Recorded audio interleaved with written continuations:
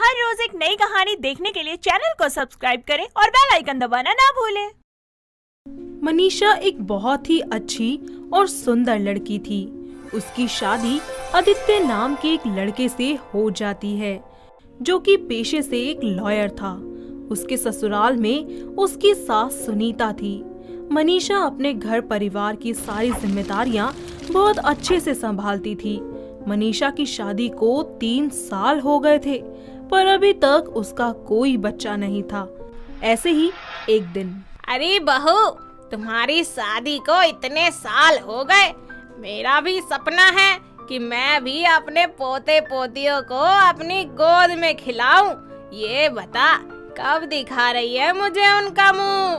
वो माँ जी, अभी हमने बच्चे की कोई प्लानिंग नहीं की है। मुझे नहीं पता कुछ, तुझे कुछ तो करना ही होगा। समझ ले, ये मेरी इच्छा है। अरे माँ जी, आप ऐसा मत कहिए। मैं आज ही इस बारे में आदित्य से बात करती हूँ। मनीषा अपने कमरे में जाकर ये बात अपने पति आदित्य को बताती है। वो बिना किसी बात पर गौर किए वहाँ से चला जाता है। आदित्य के ऐसे बर्ताव से मनीषा को बहुत बुरा लगता है, पर वो कुछ नहीं कहती। ऐसे ही वक्त बीतता जाता है। एक दिन जब आदित्य कोर्ट जाता है तो उसकी मुलाकात एक कियारा नाम की बहुत ही खूबसूरत लड़की से होती है, जो उसके पास एक केस के सिलसिले में आती है। तो आप मेरा केस लड़ेंगे? याद रखिए, मुझे हारना पसंद नहीं है। आप फिक्र मत कीजिए, आदित्य सिंह आज तक कोई केस नहीं हारा है, तो इस बार भी हारने का कोई चांस नहीं है। बहुत अच्छे। वैसे एक बात पूछूं? जी कहिए। शादी हो गई आपकी? जी 3 साल हो गए हैं। बहुत अच्छे। चलिए, अब मैं चलती हूँ। मिलकर अच्छा लगा आपसे। इतना कहकर कियारा वहाँ से चली जाती है। आदित्य उसे देखता और बस देखता ही रह जाता है। वक्त बीतता जाता है। कियारा और आदित्य में अच्छी दोस्ती हो जाती है। दोनों एक दूसरे की तरफ आकर्षित होने लगते हैं और आदित्य केस जीत जाता है, जिसकी खुशी में कियारा आदित्य को सेलिब्रेट करने के लिए अपने घर डिनर पर बुलाती है और एक बहुत ही romantic candle light dinner plan करती है। वाओ कियारा, ये सब तुमने मेरे लिए किया? हाँ बिल्कुल, सिर्फ तुम्हारे लिए किया है। आओ बैठो। आदित्य चेयर पर बैठ जाता है कि तभी कियारा उसकी गोद में आकर बैठ जाती है और कहती है, तो कैसी लग रही हूँ मैं? हमेशा की तरह एकदम हॉट। तो फिर इतने दूर क्यों हो? पास आओ ना। और पास? बहुत पास, इतना कि कोई हमें चाह कर भी दूर न कर सके। जब से तुम्हें पहली बार देखा था, तब से बस मैं तुम्हारे ख्यालों में ही खोया रहता हूँ। और हाँ, मेरा किसी काम में मन नहीं लगता। ऐसा जादू करती हो ना तुम कि मुझे तुम्हारी तरफ ही खींच लाती हो। सच कहूँ आदित्य, मेरी जिंदगी में एक खालीपन हमेशा मुझे सताता था, पर जब से तुम मुझे मिल गए हो ना, मुझे सब कुछ मिल गया है। बहुत प्यार करती हूँ मैं तुमसे आदित्य। मैं तुम्हारे बिना एक पल भी नहीं रह सकती। मैं भी तुम्हें बहुत प्यार करता हूँ, अपनी जान से भी ज्यादा। दोनों एक दूसरे की आंखों में खो जाते हैं और इसी तरह रात बीत जाती है।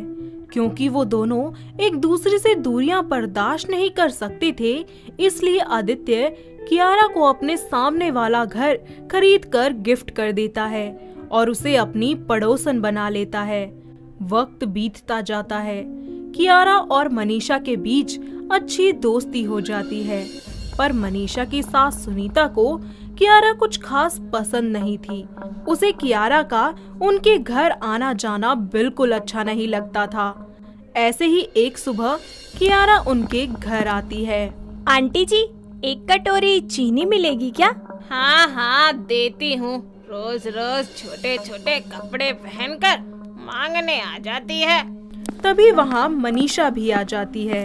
अरे कियारा, तुम यहाँ कैसे? अरे मनीषा, वो चीनी खत्म हो गई थी तो वही लेने आई थी। अच्छा, आओ बैठो, नाश्ता करो। आदित्य भी अभी आते ही होंगे। क्यों, अपने घर कर लेगी? यहाँ कौन सा भंडारा बट रहा है? अरे कोई बात नहीं माँ जी, पड़ोसन है हमारी। कियारा आओ आओ।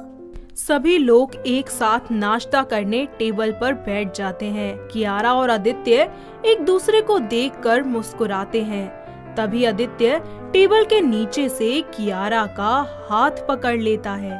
कियारा थोड़ा शर्मा जाती है पर कुछ नहीं कह पाती।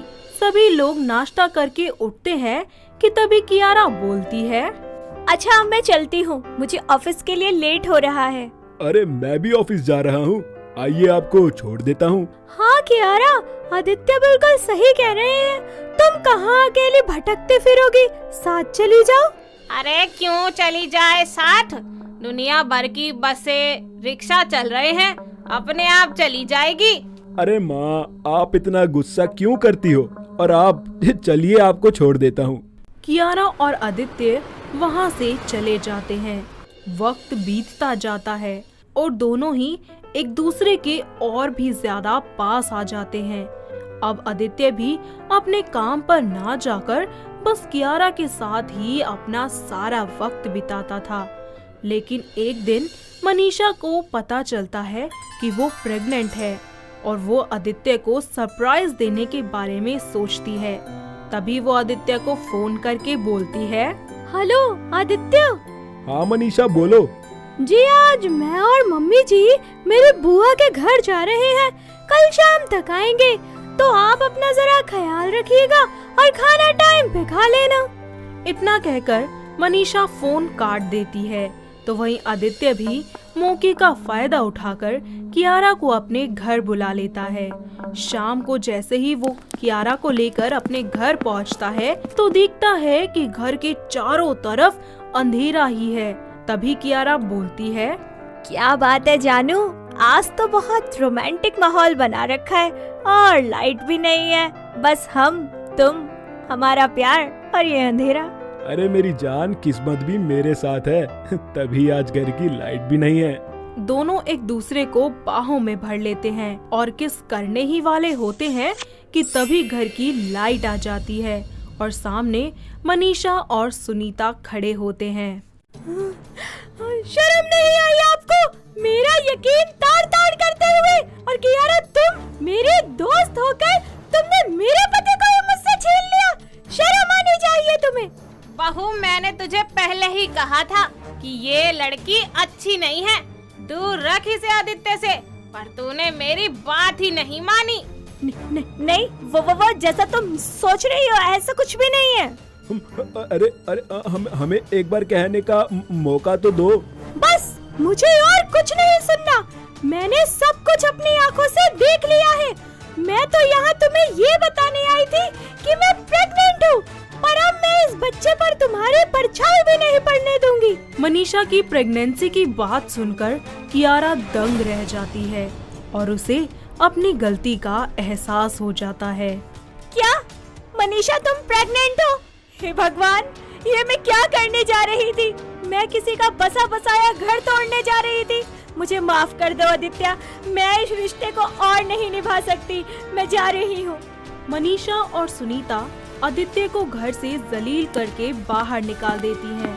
थोड़े ही समय बाद मनीषा आदित्य से डाइवोर्स ले लेती है और उससे सारे रिश्ते खत्म करके चली जाती है। वक्त बीतता जाता है और वो एक बहुत ही प्यारे से बेटे को जन्म देती है। तो वहीं दूसरी तरफ आदित्य भी दिन रात पछतावे की आग में जलता ही रहता है। तो दोस्तों, कैसी लगी आपको हमारी ये नई पड़ोसन की कहानी? क्या आपके घर के आसपास भी है ऐसे पड़ोसी? अगर हाँ, तो हमें कमेंट करके जल्दी से बताइए। दोस्तों, अगर आपको ये कहानी पसंद आई तो इसे लाइक करें, शेयर करें और कमेंट करके बताएं कि कहानी में आपको सबसे अच्छा क्या लगा।